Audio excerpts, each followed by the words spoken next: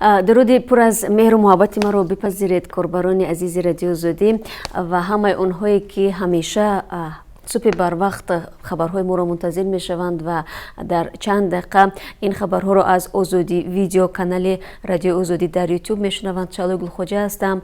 بینندگان عزیز، چون معمول هر روز در همین وقت یعنی ساعت 7 به وقت پراگ در خدمت شما، حالا در دوشنبه ساعت 11 هست و اگر اونهایی که از روسیه ما رو تماشا دارند میدونن که ساعت در اونجا 9 هست.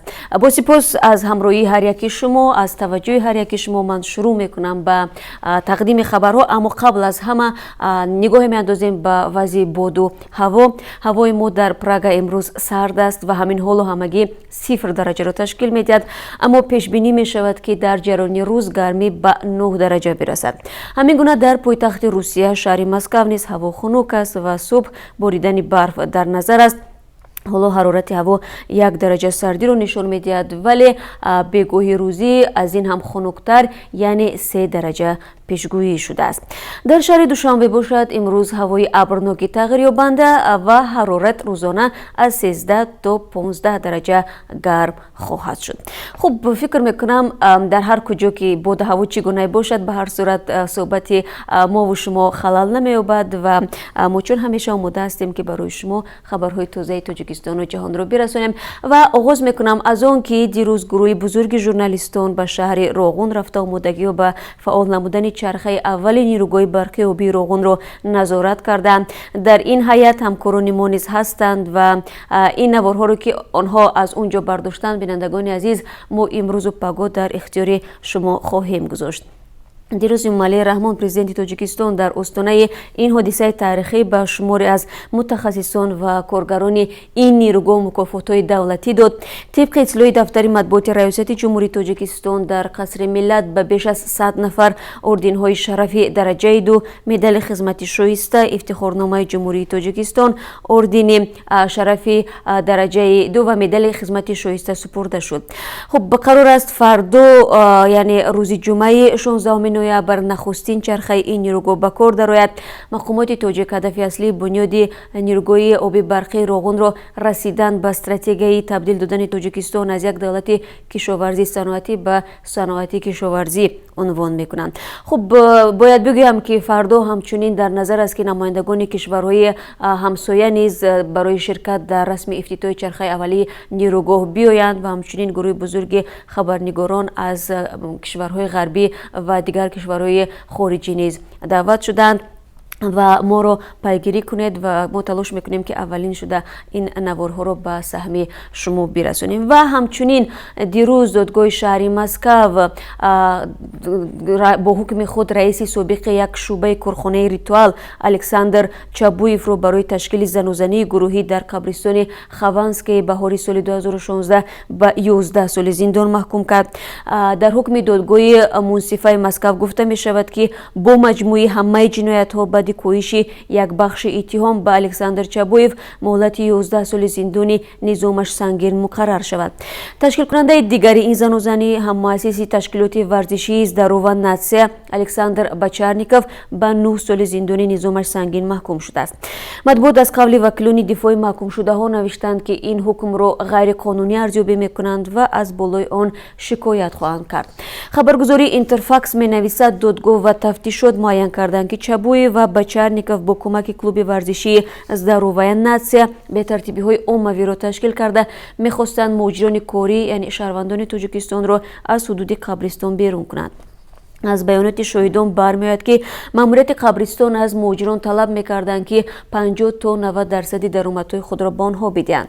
در یک اظهارات داستانی کل روسیه که 14 نوامبر در وبسایت این نهاد نشر شد گفته می شود که در مجموع از روی این پرونده 16 نفر محکوم شدند و همه آنها از 24 تا 44 ساله می باشند.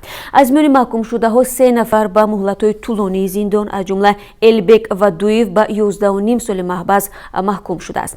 Валуев дар он муттаҳам шуд ки савори мошини ваз ва бо истифода аз зур ду ҷабрдидаро пахш кард ва дар натиҷа онҳо ҷон доданд.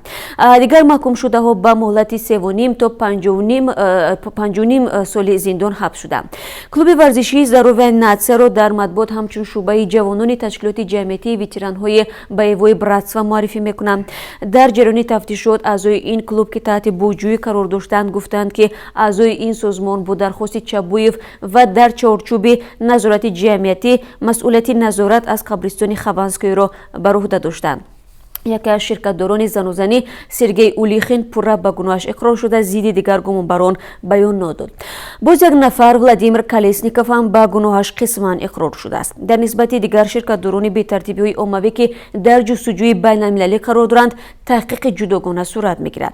Дар ин бора қаблан Кумитаи тафтишоти Русия хабар дода буд. 14 майи соли 2016 дар назди даромадгоҳи марказии қабристони Хованское як занозании гурӯҳӣ сар зад ки дар ҷараёни он аз силоҳи оташфишон ҳам истифода шуд. Бар асоси маълумоти расмӣ дар ин занозанӣ тахминан 200 нафар асосан шаҳрвандони Осиёи марказӣ аз ҷумла тоҷикон ва ҳам сокинони Қавқози шимолӣ иштирок карданд. Дар натиҷаи ин моҷаро 3 нафар кушта ва беш аз 30 нафар маҷрӯҳ гардиданд. ғайр аз ин дар ин ҳодиса чанд нафаре ки ба зиёрати қабри наздиконашон рафта буданд осеб диданд. мақомоти Украина гуфтанд масъалаи истирдоди шаҳрванди Тоҷикистон Муродалӣ Ҳалимов маъруф бо лақаби Боз ки аз ӯ яке аз хатарноктарин ҷангҷӯёни гурӯҳи Давлати Исломӣ ном мебаранд ба душанбе матраҳ нест. Онҳо гуфтанд ҳамчунин дар бораи амалҳои ҷиноии Ҳалимов дар қаламрави Украина ҳеҷ маълумот нагирифтанд. Дар ин бора Доистони кулли Украина рӯзи 14 ноябр дар посухи расмӣ ба Радиои Озодӣ хабар дод. Масъулони ин ниҳод гуфтанд дар ҳоли ҳозир нисбат ба истирдоди шаҳрванди Тоҷикистон Муродалӣ Ҳалимов қарор қабул карда нашудааст. Доистони кулли Тоҷикистон моҳи августи соли 2016 аз Украина хоста буд ки Муродалӣ Ҳалимовро ба Душанбе таслим кунад. Ҳалимов дар Тоҷикистон ба зархаридӣ, терроризм, узвият дар гурӯҳи Мамнӯи Салафия ва ташкили иттиҳоди ҷиноӣ муттаҳам аст. Ӯ 2 соли қабл дар Украина боздошт шуд. Қаблан мақомоти Тоҷикистон гуфта буданд Украина яке аз хатарноктарин тоҷики узви гурӯҳи тундарави Давлати Исломиро ки 2 соли пеш бо дархости Интерпол боздошт карда буд раҳо намудааст. Ба гуфтаи мақомот хабарҳои рӯйдаст аст ки феълан ин мард дар ҳудуди ҷумҳурии худхондаи Донецк қарор дорад. Муродалӣ Ҳалимов сокини 37-солаи ҷамоати навободи ноҳияи Рӯдакӣ дар олами ҷиноӣ бо тахаллуси боз шинохта мешавад. Як манбаи огоҳ аз парвандаи Муродалӣ Ҳалимов моҳи октябр дар суҳбат бо Радиои Озодӣ гуфта буд тақрибан 2 соли пеш ин мард дар фурудгоҳи Украина ҳангоми бозгашт аз Туркия дастгир гардид. Мақомоти тоҷик мегӯянд Муродалӣ ҳамроҳ бо ҳамсар ва 3 кӯдакаш соли 2014 ба Сурия рафта буд. Аз хонаводаи Ҳалимовҳо дар маҳаллаи Шайнаки чинори ҷамоати навободи Рӯдакӣ 14 нафар ба узвият ва ҳамкорӣ бо гурӯҳи тундрави Давлати Исломӣ муттаҳам мешаванд.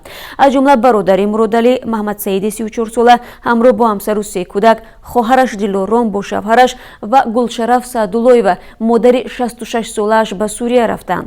Нурулло Ҳалимов бародари 45 солаи Муродалӣ бо писари 19 солааш дар Туркия дар роҳ ба Сурия боздошт шуданд. онҳоро 2 соли пеш ба Тоҷикистон истирдод карданд ва падар 15 солу писар 12 сол зиндон шуданд.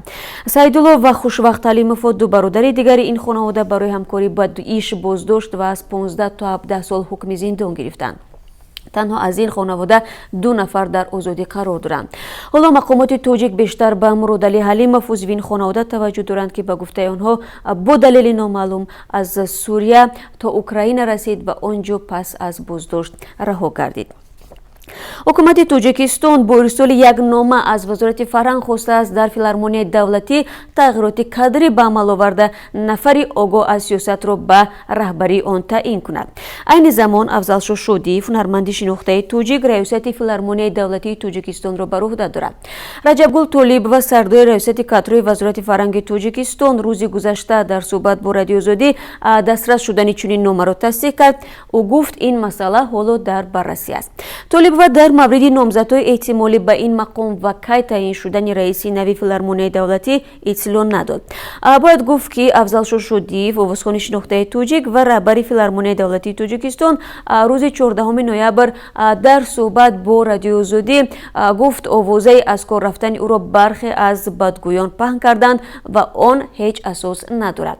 Шодиев афзуд 3 сол боз дар мақоми раиси филармония фаъолият дорад ва корҳояш хуб пеш мераванд. ин овозхон гуфт ба наздикӣ муовини аввали ӯро иваз карданд.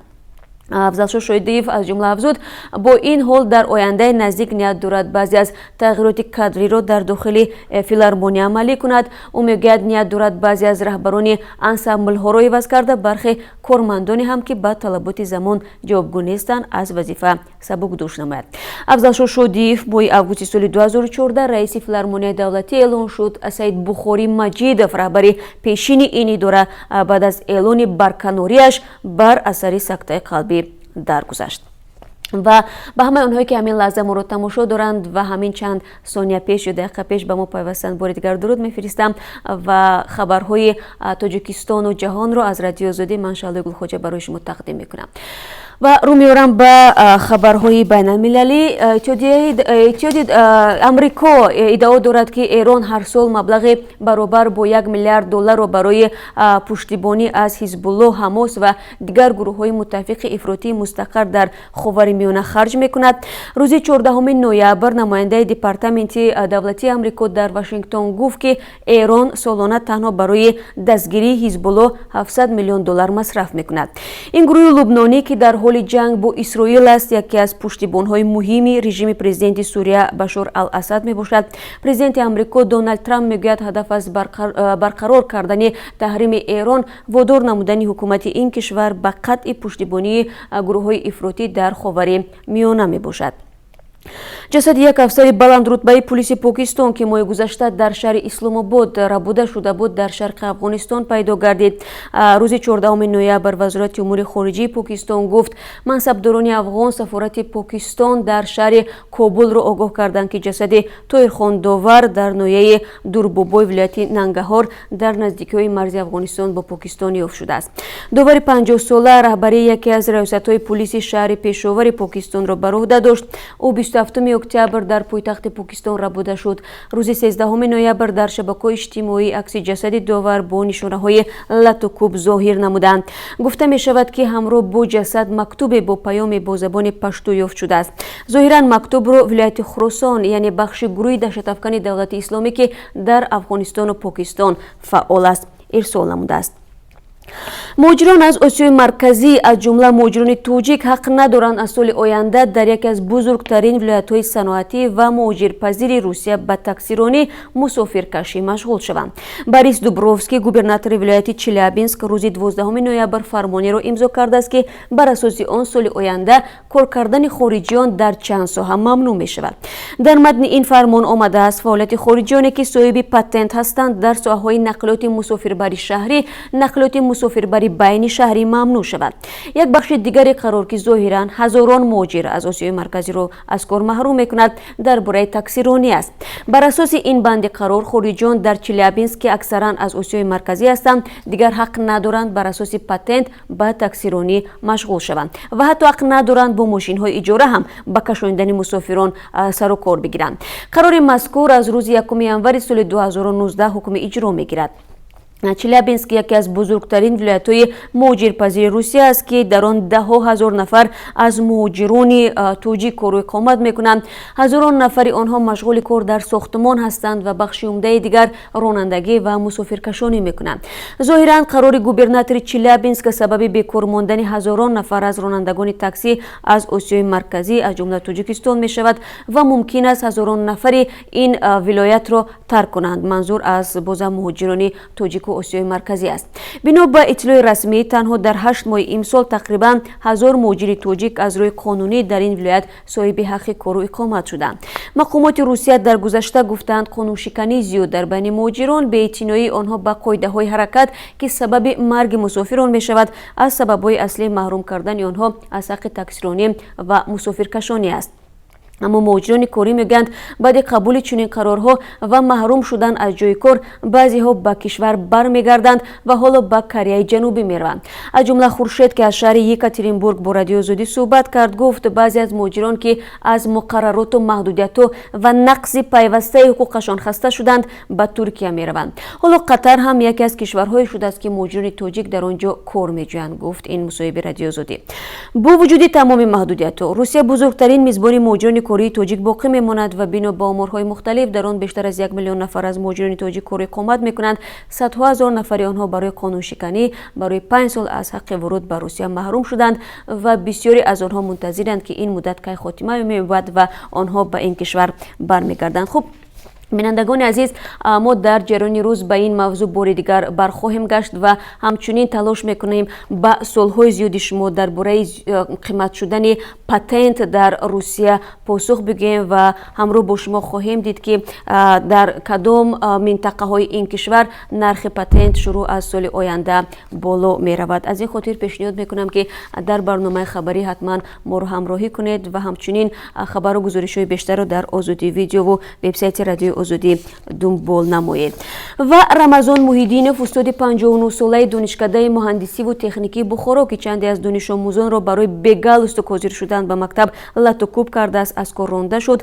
بنا به نواری تقریبا 30 ثانیه‌ای که 2 روز پیش به شبکه‌های اجتماعی راه یافت، محیدینوف به شکم و سر و روی چندی از شاگردان زده آنها را حتی بوز نامیده است.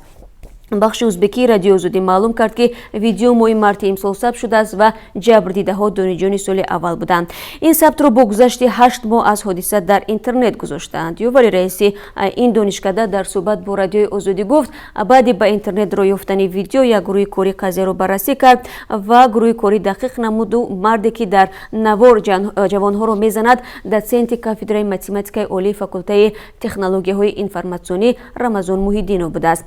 با گفته این مسئول، محیدینوف چند سال باز در دانشکده کار میکرده است و بعد یک روزی به اینترنت روی یافتن نوار با خواهش خود از کار رفته است. اما این مصاحبه رادیو آزادی گفت اکنون دانشجویان یگان دفعه از رفتار خشونت آمیز آموزگار شکایت نکرده بودند و افزود بعد این حادثه میان آموزگاران کارهای فهماندهی گذرانده از آنها خواستند که نسبت به دانشجویان از زور استفاده نکنند. ضمناً 2 هفته قبل از این استاد آموزشگاه کسبی تجارت و خدمات معیشی نیز از کار آزاد شد. در شبکه‌های اجتماعی ویدیویی را با اشتراکی و نشر کردند که دانش آموزان را میزد و تحقیر میکرد. ماه گذشته ریاست امور داخلی تاشکند تحقیق لطوکوب یک خواننده صنف اول را شروع نمود. مقامات گفتند که این خواننده را معلم تربیت جسمانی زده است. در گذشته در تاجیکستان چندین حالت لطوکوب خواننده ها از طرف آموزگاران ثبت شده است. از جمله سال 2015 اسلمشاه سلطانشویف معلم ریاضیات مکتب اینترنتی جمهوریوی تمایل ورزشی که در یک نواری ویدیو شاگردش را گوشمال میداد بر اساس 2 ماده کودکس جنایی عیبدار شد. خب بینندگان عزیز، چون همیشه در این قسمت برنامه نگاه میاندازیم به قرب اسعار خارجی در بانک‌های تاجیکستان. خب طبق قرب اسعار خارجی در تاجیکستان برای امروز بانک ملی چنین معین کرده است: $1 9 سومانی و 42 درم، 1 یورو 10 سومانی و 60 درم و 1000 روبل روسی نظر به دیروز باز هم پایین‌تر اومده است و همگی 138 سومانی و 60 درم رو تشکیل میده. با سپاس به هر یک شما برای آنکه این چند دقیقه با ما بودید و صبح خودتان رو تبریک هم گفتم با رادیو آزادی شروع کردید. من همه شما رو باز بعد 3 ساعت دیگر در تقدیم سرخط خبرهای مهم تاجیکستان و جهان منتظر میشم.